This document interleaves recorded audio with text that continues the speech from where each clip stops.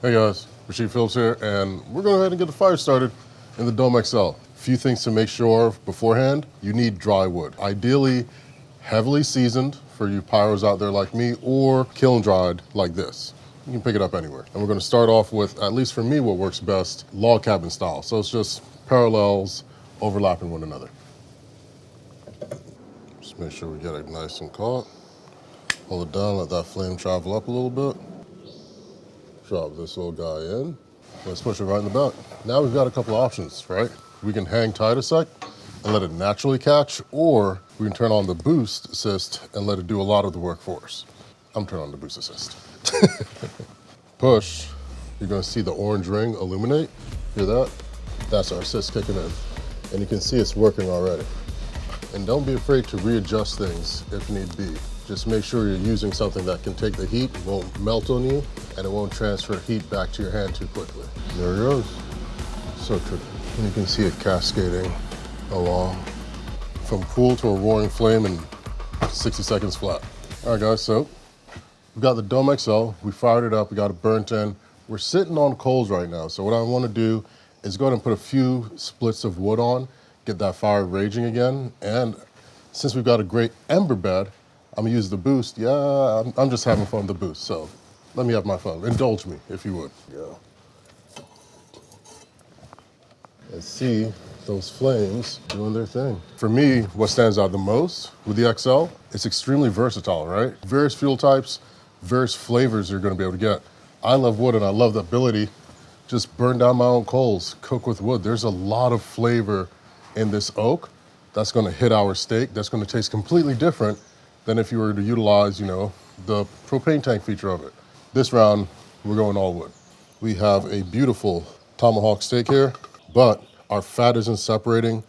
We don't have any gaping holes here, so we don't actually need to truss it. If you had a steak that was really loose and it just wasn't holding on to its own weight, then you'd want to truss it. Use a little bit of butcher's twine. If you can tie your shoes, you can top some steak. Let's get a little bit of our binders going here. Utilizing some mustard. No, you're not gonna taste the mustard. I don't care how refined your palate is. It's not gonna happen.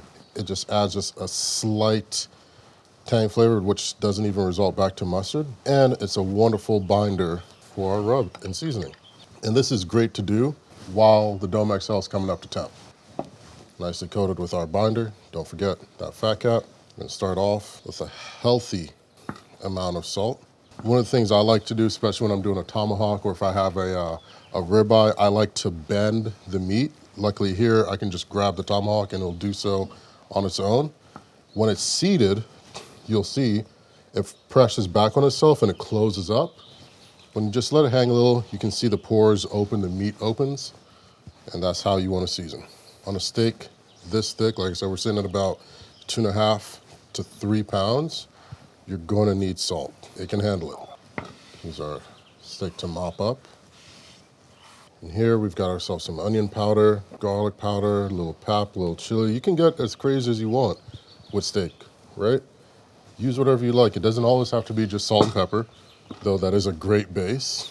Do not be afraid to play around with flavors and experiment when you're cooking. That's literally half the fun. Make sure you get the edges and the fat as well, because that is where the flavor is. I don't know who started this campaign against fat, but I've never had a bad issue with it. And you'll see here too, what the fat can do for this dish. We've got a pretty healthy fat cap, not too thick, but when we start cooking, we're actually going to start on the fat cap end, right? Little tip. I want to cook it in as much of its own flavors as possible, and rendering out that fat cap first allows me to do so. That forms tallow, right? That's just beef fat. Insert one of our cast iron skillets. Let's get that going. Just gonna bring it just press right beside our flame there. I love adding in my black pepper last. I use a nice coarse 16 mesh. Test with a little olive oil. And if you see the difference that's happening here, how slowly it's moving down, you're gonna see how much that changes when we know it's ready.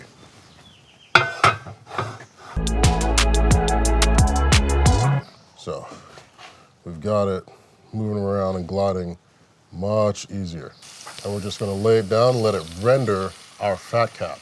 That fat cap is gonna add and release all that beefness, that flavors, richness. Quality meat has quality fat, which is quality flavor, so might as well get it while you can. Got it sitting on our mantle. We're getting some heat, but not enough to cook either side of our tomahawk right now. The main focus at this moment is rendering off that fat cap and releasing it all. You'll see what I mean. So this is what I meant when I said render off that fat cap. Just releasing that, and we're getting additional oil that we're gonna be able to baste and just cooking flavors, cooking layers, right? That's what we've got going. Now that we've got that done, we can lay it flat, and into our XL it goes. Now, positioning-wise, I'm gonna add in a couple more dishes. So I'm not gonna have it pressed up against our flame. I'm gonna do, in a sense, indirect cooking, because the heat that's gonna be really cooking the steak is gonna be coming off the opposite end of where our fuel source is.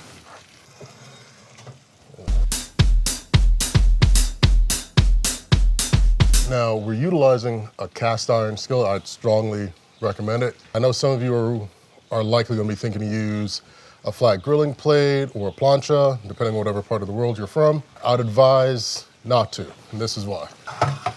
Not that it's not feasible, but depending on the fat cap, right, you're gonna have excess oil in there, and you still need to baste. So if we were to cook this on a plancha or a flat grill, we're not gonna be able to scoop and baste. We're gonna have to do a lot more work. We're actually gonna have to remove it, then put it back into a large cast iron. So you might as well just start there. We're gonna prep another one of our cast iron skillets. We're gonna get a lot done in just one cook. This method most commonly resembles a reverse sear. So the most important part of a reverse sear is actually the rest, and not just the rest post-cook. You're supposed to take a little bit of a break right in the middle, and that's what we're gonna do right now. Look at this. Just listen.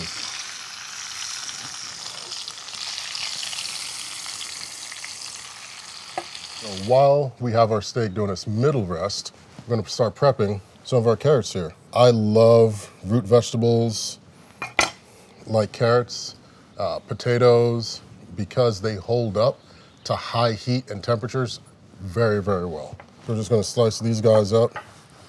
Rustic carrots, and rustic just means we didn't scrape everything.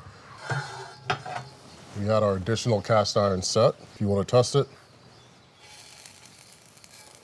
that's about right. We're gonna go flat side down. Yeah, let's just chuck all these in here, shall we? A little salt. Take a little pinch of our soon-to-be prawn seasoning here. Some potatoes in there too. Salt, because potatoes taste like nothing without it. So I'm gonna move it over, because guess what? We're gonna prep yet another cast iron, this guy. We're just gonna whip up some nice spiced curried prawns. Go ahead and call it a surf and turf if you want. There we go. Prep our onion.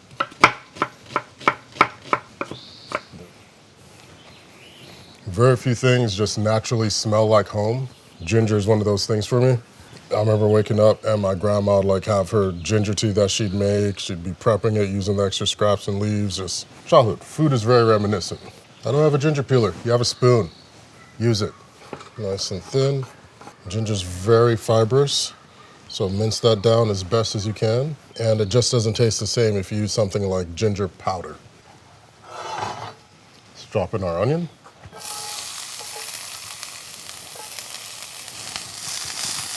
A little salt. We want to saute these down, let them get about semi-translucent. Oh yeah. Let's get our garlic going. And now, with our garlic, we can add our ginger.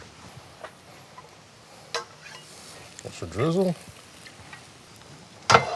So for the heat component, you can do serranos, jalapenos, scotch bonnets, whatever works, whatever's available. We've got our full spice blend mixture that has my little extra kick, which is dehydrated scotch bonnets. That seed and all has a lot of heat, but nothing crazier than a habanero. It just has a better flavor to it. In the interim, we'll also slice up some of the serrano. Time to add the heat to our cast iron.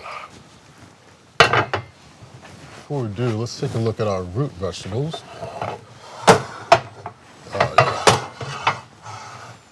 Those are coming along nicely. You see the crispy edges that are happening here? That's what we want. Everything's getting nice and tender. Still has some bite. It's not overly done. It's coming along well. We've got our serranos, our ginger, our garlic, our sauteed onions, just all that flavor's been melding. It's time to add in our coconut milk. I'm going to actually use the coconut milk to bloom my curry spices. A lot of people get curry, they just put the powder on, like, yeah, I made curry something. Not really how curry works. Curry activates best under heat and fat, right? Blooming is incorporating the powder with the oil or the fat itself, and the flavors really open up. It's akin to sort of toasting off your ingredients in a dry cast iron skillet. Allows the oils to activate. This isn't an oil, but it does have fat. There is still some fat in coconut milk, and that's what we're going to utilize to bloom our curry mixes. I wish you guys could smell this. It smells like home. Let's go here to here. Get our root, a little.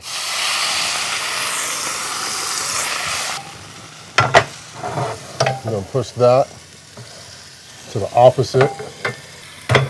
We're gonna set our curry right there. It's time for this guy again. So now I'm just gonna reposition using our lovely handle. I'm basically making a quick little steam tray out of one of our cast irons, adding that moisture, capping it off with an additional cast iron. That moisture, no wants to dissipate and go into our oven. Doesn't happen. Hits the base, drops back down, never-ending cycle, keeping the root vegetables nice and tender. Look at our sauce. Everything's melded beautifully. This smells great. I wish you guys could smell it, honestly. Just gonna push some to the side. Lightly salt our prawns here. Move these guys right in. Lay them all out because we want everything to get covered in that sauce. And this is going right back in. We have our steak. It's ready for our butter. Fresh herbs always. Get some thyme. We're just about there. Look at that.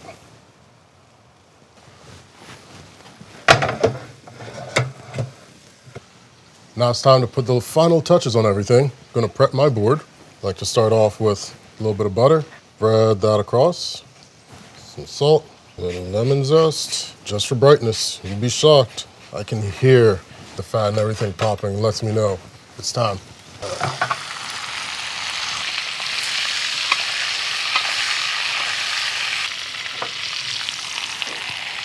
Our shrimp, nicely cooked, not overdone, beautifully coated. Finish off some fresh squeezed lemon juice. If I have to do steak and potatoes, this is how I'm doing it. Now, last but not least, some naan. Chuck it in there. We're just gonna utilize the residual heat, get these nice and warm.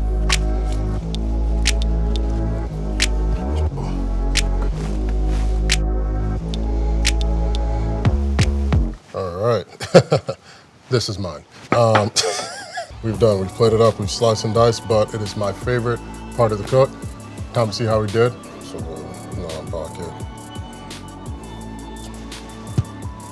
Made a dish so good that the lawn care guys came and started doing work. They're hoping to get a little bite. We might feed them, who knows? But till then, if you want to try this dish and so many others, make sure to head on over to gozney.com. And while you're there, subscribe to our YouTube channel.